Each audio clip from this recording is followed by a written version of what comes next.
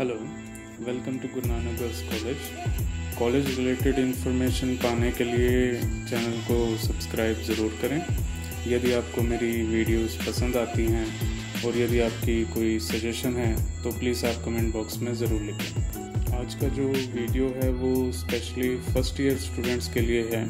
जो भी students first year में एडमिशन ले चुके हैं या इस टाइम लेना चाहते हैं फॉर द सेशन 2020-21 के लिए, चाहे वो यूजी अंडर ग्रेजुएट में एडमिशन ले रहा है या पोस्ट ग्रेजुएशन में एडमिशन ले रहा है, सभी स्टूडेंट जो फर्स्ट ईयर में हैं फॉर द सेशन 2020 एंड 21 के लिए, तो ये वीडियो स्पेशली उनके लिए है। कुछ बातें हैं जो ध्यान में रखनी हैं, तो चलिए शुरू करते हैं। सबसे पहले मैं एक बेसिक इंट्रोडक्शन दे देता हूँ एडमिशन का, जो क्राइटेरिया होता है, ताकि उससे स्टूडेंट को आगे समझने में थोड़ी आसानी होगी। फॉर एग्ज़ाम्पल, कोई एक स्टूडेंट है जिसने बीए के अंदर रजिस्ट्रेशन करवाया है। रजिस्ट्रेशन करवाने के बाद उसे कॉलेज की तरफ से बोला जाता है कि जब मेरिट लिस्ट लगेगी तो आपको एक बार विज़िट करके अपना नाम उसमें चेक करना होता है। तो मैं वहाँ से स्टार्ट करना चाहूँगा। स्टूडेंट्स को एडमिशन के बाद किन किन बातों का ध्यान रखना होता है। जैसे ही स्टूडेंट कॉलेज में आता है अपनी रजिस्ट्रेशन स्लिप लेके, तो उसे अपना नाम मेरिट लिस्ट में देखना होता है। तो वो अपना नाम देख के जो भी स्टाफ कॉलेज की तरफ से डिप्यूट किया गया है एडमिशन स्लिप देने के लिए, वो उनसे मिले और अपना एडमिशन स्लिप कलेक्ट करे। एडमिशन स्लिप कलेक्ट करने के साथ ही स्टूडेंट जो है वो उसमें ज़रूरी चीज़ें हैं देखने की, कि जो नाम है स्टूडेंट का, उसके फादर नेम है, मदर नेम है, उसके स्पेलिंग जो हैं वो एकदम सही होने चाहिए, जो कि उसके +2 या लोअर एग्जामिनेशन के साथ मैच करें। जैसा कि मैंने एग्जांपल दे के आपको बताया कि एक स्टूडेंट अगर बीए में उसने रजिस्ट्रेशन करवाया है और उसका नाम मेरिट लिस्ट में आ गया है, तो वो अपनी एडमिशन स्लिप कलेक्ट करे और अपने +2 के मार्कशीट के साथ वो स्पेलिंग ज़रूर उसी टाइम मैच कर ले। और यदि उसमें कोई करेक्शन है तो अपने कॉलेज के ऑफिस स्टाफ से मिलके उसको रेक्टिफाई साथ के साथ करवा ले। सेकंड पॉइंट मैं इसमें बताना चाहूँगा कि स्टूडेंट्स के जो डॉक्यूमेंट्स सबमिट होने हैं वो किस हिसाब से होंगे, कौन कौन से डॉक्यूमेंट सबमिट होंगे, तो मैं उसमें थोड़ी क्लैरिटी देना चाहता हूँ। फॉर एग्ज़ाम्पल, यदि कोई स्टूडेंट हरियाणा बोर्ड से है, हरियाणा से एजुकेटेड है, +2 अगर पास उसने हरियाणा से की है और बीए फर्स्ट ईयर में वो एडमिशन ले चुका है या लेना चाहता है, तो उसके सिर्फ +2 की मार्कशीट जिसकी फ़ोटोकॉपी ऑफिस में सबमिट होनी है आफ्टर एडमिशन। कुछ स्टूडेंट जो हैं वो इसी कन्फ्यूज़न में पूरा साल निकाल देते हैं कि मैंने अपने डॉक्यूमेंट जो हैं वो रजिस्ट्रेशन के टाइम पे सबमिट करवा दिए हैं, तो वो इसी कन्फ्यूज़न में अपने पूरे साल जो हैं डॉक्यूमेंट्स ऑफिस में अलग से सबमिट नहीं करवाते। तो मैं उनसे कहना चाहूँगा कि जो वो रजिस्ट्रेशन के टाइम पे कोई भी डॉक्यूमेंट सबमिट कराते हैं, ज़्यादातर तो वो ऑनलाइन रिज़ल्ट ही होता है, तो वो डॉक्यूमेंट जो हैं वो फॉर कॉलेज पर्पस यूज़ होते हैं, पर जो हम आपसे बाद में लेते हैं वो हमें यूनिवर्सिटी को भेजने होते हैं। इसलिए हम दोबारा से स्टूडेंट से अगेंस्ट योर एडमिशन नंबर, जिसे कॉलेज का रोल नंबर भी बोलते हैं, उसके अगेंस्ट में हम आपसे डॉक्यूमेंट्स कलेक्ट करते हैं। जो भी मैं डॉक्यूमेंट्स अभी आपको बताऊंगा, आप कोशिश करें एडमिशन स्लिप लेते ही आप साथ के साथ उसे अपने कॉलेज के ऑफिस में सबमिट कर दें। सबसे पहले मैं यूजी स्टूडेंट्स के लिए बताना चाहूँगा जो फर्स्ट ईयर में एडमिशन ले चुके हैं या लेना चाहते हैं। यदि वो स्टूडेंट हरियाणा बोर्ड का है तो उसे सिर्फ अपनी +2 की मार्कशीट की एक कॉपी सबमिट करवानी होती है।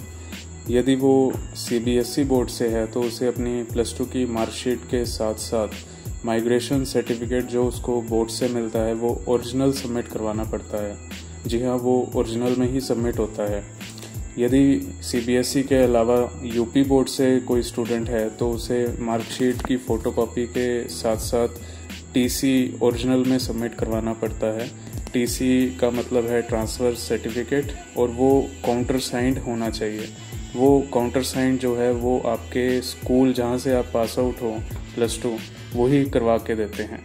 जो काउंटर साइन है ये सिर्फ टीसी के ऊपर एप्लीकेबल है, और आप काउंटर साइन जब टीसी लेते हैं तो आप चेक खुद भी कर सकते हैं। एक तो आपके स्कूल के प्रिंसिपल के सिग्नेचर होते हैं विद स्टैम्प, सेकेंडली जो वहाँ के डिस्ट्रिक्ट एजुकेशन ऑफिसर हैं उनकी स्टैम्प और उनके सिग्नेचर होते हैं। तो 2 पर्सन हैं जिनके साइन आपके टीसी पे होते हैं, तो उनके साथ ही वही वैलिड मानी जाती है और वही सबमिट होती है। यदि आप हरियाणा बोर्ड, सीबीएसई बोर्ड या यूपी बोर्ड के अलावा किसी भी बोर्ड से हैं तो आपका माइग्रेशन ओरिजिनल सबमिट होता है, साथ में +2 की डीएमसी तो सभी के लिए कॉमन ही है। मार्कशीट जो +2 की है उसकी फ़ोटोकॉपी सभी को जमा करानी होती है। अब मैं पोस्ट ग्रेजुएशन स्टूडेंट्स के लिए बताना चाहूँगा। जिन स्टूडेंट्स ने BA, BSc, BCom pass out की है, यदि वो कुरुक्षेत्र यूनिवर्सिटी से ही पास आउट हैं तो उन्हें सिर्फ़ और सिर्फ अपनी ग्रेजुएशन की मार्कशीट फर्स्ट सेमेस्टर से लेके 6 सेमेस्टर तक उन्हें सबमिट करवानी होती है। यदि आप किसी दूसरी यूनिवर्सिटी से हैं, फॉर एग्ज़ाम्पल सीसीएस या हिमाचल या एमडीयू से, तो आपको डीएमसी के साथ साथ उस यूनिवर्सिटी का ओरिजिनल माइग्रेशन सर्टिफिकेट भी सबमिट करवाना होता है। और माइग्रेशन सबमिट करवाने की जो डेट होती है वो एडमिशन के विदिन 15 या मैक्सिमम 30 डेज़ 1 मंथ ही होती है। यदि आप उससे लेट हो जाते हैं तो हर मंथ के हिसाब से आपको उसका फ़ाइन देना होता है और वो फ़ाइन यूनिवर्सिटी में जाता है। तो मेरी रिक्वेस्ट है स्टूडेंट से, जो भी आपके डॉक्यूमेंट्स हैं वो आप एडमिशन नंबर आपका जो मिलता है उसके साथ ही आप सबमिट करवा दें। यदि आप एडमिशन स्लिप ले चुके हैं और अपने डॉक्यूमेंट सबमिट करवा चुके हैं तो उसके बाद आप लाइब्रेरी में अपना अकाउंट खुलवा सकते हैं। लाइब्रेरी में अकाउंट खुलवाने के लिए आपको सिर्फ एक फॉर्म भरना होता है जिसमें एडमिशन डिटेल्स होती हैं, आपकी क्लास होती है और आपका नाम होता है और एक सिक्योरिटी का अमाउंट होता है। कुछ स्टूडेंट्स जो हैं वो हॉस्टल में रहना चाहते हैं तो वो जैसे वो एडमिशन करवाते हैं तो अपना हॉस्टल में भी रजिस्ट्रेशन करवा सकते हैं, बिकॉज़ कभी ऐसा होता है कि हॉस्टल में कमरे पूरे फिल हो जाते हैं तो उन्हें स्पेस नहीं मिल पाती। तो इसलिए रजिस्ट्रेशन पहले करवा के रखें ताकि उनका नंबर इजीली आ सके।